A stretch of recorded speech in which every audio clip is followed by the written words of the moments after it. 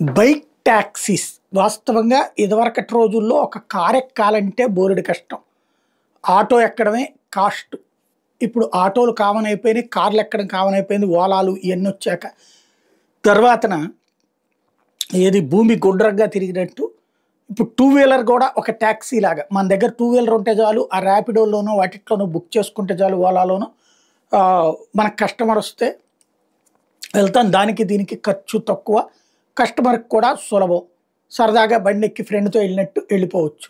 అయితే దీంట్లో ఈ మధ్యన జరిగినటువంటి తరచు సంఘటనల తర్వాత దీనికి ఒక ఆర్గనైజ్డ్ లేదు అన్నటువంటి పాయింట్ మీద కోర్టు ఇచ్చిన ఆదేశాలతో తాజాగా బైక్ ట్యాక్సీలని కర్ణాటకలో నిషేధించారు.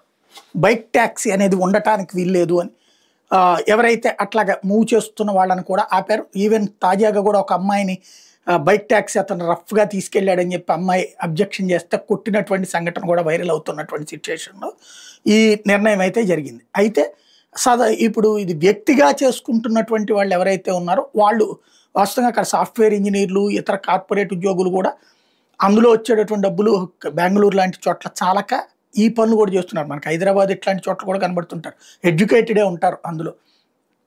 ఇప్పుడు దాంతో ఆ ఆళ్లలో ఒక అసంతృప్తి రగులుతుందని భావించినటువంటి ప్రభుత్వం ఇచ్చిన సూచన, లేకపోతే ఆ సదర్ కంపెనీల ప్లానింగో తెలియదు కానీ దీని పేర్లు మార్చేసి ఓలా గూడ్స్ డెలివరీ అన్నటువంటి పేరు, లేకపోతే ర్యాపిడో గూడ్స్ డెలివరీ అన్న పేరుతో మళ్ళీ కంటిన్యూ చేస్తున్నారు అన్నట్టు మరొక వైపుని చెప్తున్నారు.